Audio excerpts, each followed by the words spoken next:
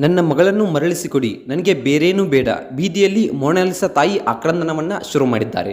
ಹೌದು ಸ್ನೇಹಿತರೆ, ನನ್ನ ಮಗಳು ಮನೆಗೆ ಬರ್ದಿದ್ರೆ ನಾನು ವಿಷ ಸೇವಿಸಿ ಜೀವನ ಬಿಡ್ತೀನಿ ಅಂತಕ್ಕಂಥ ಮಾತನ್ನು ಇಲ್ಲಿ ಮೊನಾಲಿಸಾ ಅವರ ತಾಯಿಯವರು ಹೇಳಿದ್ದಾರೆ. ಸೊ ಏನಾಯಿತು, ಅಷ್ಟಕ್ಕೂ ಯಾಕೆ ಈ ರೀತಿ ಮಾಡ್ತಾ ಇದ್ದಾರೆ ಅನ್ನೋದನ್ನು ಈ ಒಂದು ವಿಡಿಯೋದಲ್ಲಿ ಸಂಪೂರ್ಣವಾಗಿ ತಿಳಿದುಕೊಂಡು ಬರೋಣ ಬನ್ನಿ. ಸೊ ಅದಕ್ಕೂ ಮುನ್ನ ನೀವೇನು ನಮ್ಮ ಚಾನಲ್ನ ಸಬ್ಸ್ಕ್ರೈಬ್ ಮಾಡಿಲ್ಲ ಅಂದರೆ ಈ ಕೂಡಲೇ ಸಬ್ಸ್ಕ್ರೈಬ್ ಮಾಡಿ. ವಿಡಿಯೋ ಇಷ್ಟ ಆದರೆ ಲೈಕ್ ಮಾಡಿ. ವಿಡಿಯೋ ಬಗ್ಗೆ ನಿಮ್ಗೆ ಏನು ಅನಿಸ್ತಾ ಅನ್ನೋದನ್ನು ಕಮೆಂಟ್ ಮಾಡಿ. ಹೌದು ಸ್ನೇಹಿತರೆ, ಈ ಕೆಲವು ದಿನಗಳ ಹಿಂದೆ ಅಷ್ಟೇ ಮೊನಾಲಿಸಾ ಅಂದರೆ ಒಂದು ರುದ್ರಾಕ್ಷಿ ಮಾರುವ ಹುಡುಗಿ ಅಂದರೆ ಫೇಮಸ್ ಆಗಿದ್ರು ಕುಂಭಮೇಳದಲ್ಲಿ. ಸೊ ಆ ಹುಡುಗಿ ಒಬ್ಬ ಮುಸ್ಲಿಂ ಯುವಕನ ಜೊತೆ ಮದುವೆಯನ್ನು ಆಗಿದ್ರು. ಹೌದು ಸ್ನೇಹಿತರೆ, ಆ ಮದುವೆ ಆಗಿದ್ದು ಹಲವು ವಿವಾದಗಳಿಗೆ ಚರ್ಚೆ ಆಗಿತ್ತು. ಸೊ ಅದು ಲವ್ ಜಿಹಾದ್ ಹಾಗೆ ಮತಾಂತರಗೊಳ್ಳೋಕೆ ಮಾಡ್ತಿದ್ದಾರೆ. ಸೊ ಎಲ್ಲ ಒಂದು ವಿಷಯಗಳ ಪ್ರಕಾರ ಚರ್ಚೆ ಆಗಿತ್ತು. ಸೊ ಅವರ ಪತಿ ಆದಂತಹ ಒಂದು ಫಯಾಜ್ ಅವರು ಒಂದೊಳ್ಳೆ ಕೆಲಸವನ್ನು ಮಾಡ್ತಿದ್ರು. ಸೊ ಒಂದೊಳ್ಳೆ ಕೆಲಸದಲ್ಲಿ ಇದ್ದಾರೆ. ಸೊ ಅದಕ್ಕಾಗಿ ಇವರು ಮುಸ್ಲಿಂ ಅವರನ್ನು ಮದುವೆಯಾಗಿದ್ದಾರೆ. ಸೊ ಇದಕ್ಕಾಗಿ ಒಂದು ಲವ್ ಜಿಹಾದ್ ಹಾಗೆ ಹೀಗೆ ಅಂತಕ್ಕಂಥ ಮಾತನ್ನು ಹೇಳ್ತಾ ಇದ್ರು. ಸೊ ಮಾಧ್ಯಮದ ಮುಂದೆ ಬಂದ್ಬಿಟ್ಟು ಅವರು ಕ್ಲಿಯರ್ ಮಾಡಿದ್ದಾರೆ. ಸೊ ಇದು ಯಾವುದೇ ಲವ್ ಜಿಹಾದ್ ಅಲ್ಲ, ನಾವಿಬ್ಬರು ಇಷ್ಟಪಟ್ಟೆ ಮದುವೆ ಆಗಿದ್ದೇವೆ, ಅವರಿಗೆ ಇಷ್ಟ ಇದ್ದಿರಲಿಲ್ಲ, ಆದರೂ ನಾನು ಅವರನ್ನು ಹಠ ಹಿಡಿದು ಒಪ್ಪಿಸಿದ್ದೀನಿ ಅಂತಕ್ಕಂಥ ಮಾತನ್ನು ಇಲ್ಲಿ ಮೊನಾಲಿಸಾ ಅವರು ಹೇಳಿದ್ದಾರೆ. ಸೊ ಒಟ್ಟಾರೆಯಾಗಿ ನೋಡೋದಾದ್ರೆ ಅವ್ರ ತಾಯಿಯವರು ತುಂಬಾ ಆಕ್ರಂದನ ಮಾಡ್ಕೊಳ್ತಾ ಇದ್ದಾರೆ. ಸೊ ನನಗೆ ಮುಸ್ಲಿಂ ಯುವಕನ ಜೊತೆ ಬೇಡ, ನನ್ನ ಮಗಳನ್ನ ನನಗೆ ವಾಪಸ್ ನೀಡಿ ಇಲ್ಲದಿದ್ದರೆ ನಾನು ವಿಷ ಕುಡಿತೀನಿ ಅಂತಕ್ಕಂಥ ಮಾತನ್ನು ಇಲ್ಲಿ ಮೊನಾಲಿಸಾ ತಾಯಿಯವರು ಹೇಳ್ತಾ ಇದ್ದಾರೆ.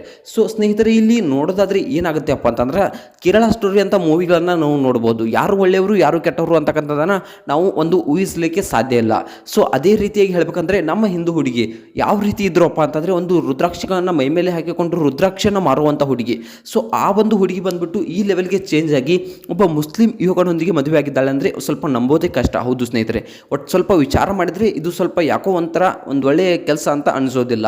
ಹೌದು ಸ್ನೇಹಿತರೆ, ಈ ರೀತಿಯಾದ ಒಂದು ಕೆಲಸ ಆಗಿದೆ. ಸೊ ಅದಕ್ಕೆ ಅವ್ರ ತಾಯಿಯವರು ಏನು ಮಾಡ್ತಿದ್ದಾರೆಪ್ಪ ಅಂತಂದ್ರೆ ಮದುವೆ ಆದರೂ ಸರಿ, ನನಗೆ ನನ್ನ ಮಗಳನ್ನು ನಾನು ನೋಡ್ಕೊತೀನಿ, ದಯವಿಟ್ಟು ನನ್ನ ಮಗಳನ್ನು ನನಗೆ ವಾಪಸ್ ಕೊಡಿ ಅಂತಕ್ಕಂಥ ಮಾತನ್ನು ಇಲ್ಲಿ ಕೇಳ್ತಾ ಇದ್ದಾರೆ. ಹೌದು ಸ್ನೇಹಿತರೆ, ಈಗಿನ ಕಾಲದಲ್ಲಿ ಲವ್ ಜಿಹಾದ್ ಅವು ಇವು ಅಂತಕ್ಕಂಥ ತುಂಬ ವಿಚಾರಗಳು ನಮ್ಮ ದೇಶದಲ್ಲಿ ನಮ್ಮ ಸಮಾಜದಲ್ಲಿ ನಡೀತಾ ಇವೆ. ಹೌದು ಸ್ನೇಹಿತರೆ, ಹಿಂದೂ ಮಕ್ಕಳು ಅತ್ಯವಶ್ಯಕವಾಗಿ ಬಲಿ ಆಗ್ತಾ ಇದ್ದಾರೆ, ಅನಾವಶ್ಯಕವಾಗಿ ಬಲಿ ಆಗ್ತಾ ಇದ್ದಾರೆ. ಸೊ ಈ ಲವ್ ಜಿಹಾದ್ ಮತಾಂತರಗೊಳ್ಳುವುದು ಇದಕ್ಕೆ ಅನಾವಶ್ಯಕವಾಗಿ ಬಲಿ ಆಗ್ತಾ ಇದ್ದಾರೆ. ಮದುವೆ ಆದ ಕೆಲವು ದಿನಗಳಷ್ಟೇ ಒಂದು ಒಳ್ಳೆಯ ಬಾಂಡಿಂಗ್ ಇರುತ್ತೆ ಅವರಿಬ್ಬರ ನಡು, ಮತ್ತೆ ಮುಂದೆ ಬರ್ತಾ ಇದ್ದಂತೆ ಸೊ ಇನ್ನೊಂದು ಮದುವೆಯಾಗಿ ಇವರನ್ನು ಕೈ ಬಿಡ್ತಾರೆ. ಸೊ ಮತಾಂತರ ಮಾಡಿ ಕೈ ಬಿಡ್ತಾರೆ. ಸೊ ಈ ರೀತಿಯಾದ ಘಟನೆಗಳು ನಮ್ಮಲ್ಲಿ ನಡೀತಾ ಇವೆ. ಸೊ ಈ ರೀತಿಯಾದ ಘಟನೆ ನಮ್ಮದು ಅಲ್ಲ ಅಂತಕ್ಕಂಥ ಮಾತನ್ನು ಇಲ್ಲಿ ಮೊನಾಲಿಸಾ ಹಾಗೆ ಅವರ ಪತಿಯವರು ಒಂದು ಸ್ಪಷ್ಟನೆಯನ್ನು ನೀಡಿದ್ದಾರೆ. ಆದರೂ ಅವರ ತಾಯಿಯವರು ಒಂದು ಆಕ್ರಂದನವನ್ನು ಮಾಡಿಕೊಂಡಿದ್ದಾರೆ.